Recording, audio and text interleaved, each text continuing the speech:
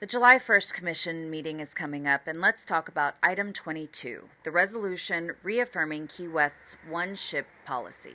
And I know cruise ships are one of those topics where people have very strong feelings, and for very good reasons. So I'm not here to tell you what to think. I'm here to make sure that you have what you need to be a part of the decision.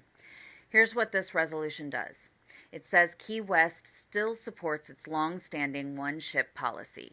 It asks the United States Navy to voluntarily consider our local votes, ordinances, resolutions, and policies when it comes to large cruise ship operations at the Outer Mole. It also recognizes that the Outer Mole is federal property under Navy jurisdiction. So this resolution does not force the Navy to follow city rules. It can't.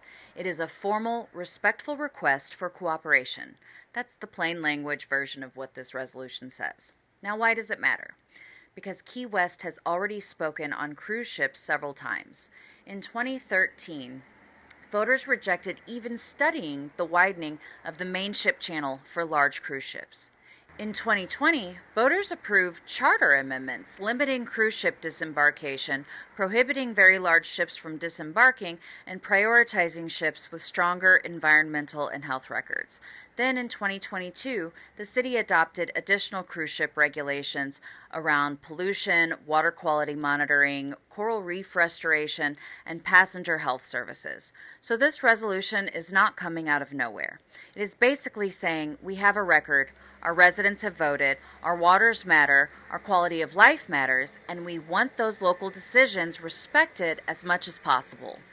What we know is this. The city's lease for the Outer Mole has been terminated by the Navy. The city no longer controls that property the same way it did before. What we do not know from this resolution is what the Navy will ultimately do with the Outer Mole. We don't know whether future cruise operations there will change.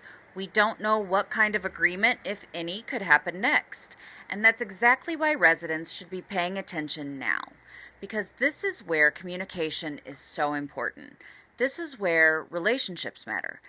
This is where the city needs to be firm about our values, but also practical enough to stay at the table and actively build a stronger, more consistent working relationship with our Navy. As commissioner, my approach would be clear and intentional. Respect the voters, protect our waters, and put real effort into building a stronger, ongoing relationship with the Navy. Regular communication, transparency, and a willingness to engage early, not just react after decisions are made. That means showing up, listening, and making sure Key West priorities are understood at every step. At the same time, I would stay connected to residents and small businesses, making sure their voices are part of that conversation. And I would not pretend that this is simple when it isn't. We can care about our environment and our local economy at the same time. We can support small businesses without handing over the future of our harbor. We can have a real conversation without turning every issue into a cage match. That's Key West when we're at our best.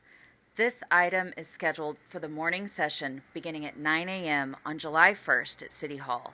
You can show up in person, you can watch the meeting, you can submit public comment, and you can read the backup documents yourself, which I really encourage people to do. The more people understand what's happening, the better this city works. And that's the kind of leadership that I believe in.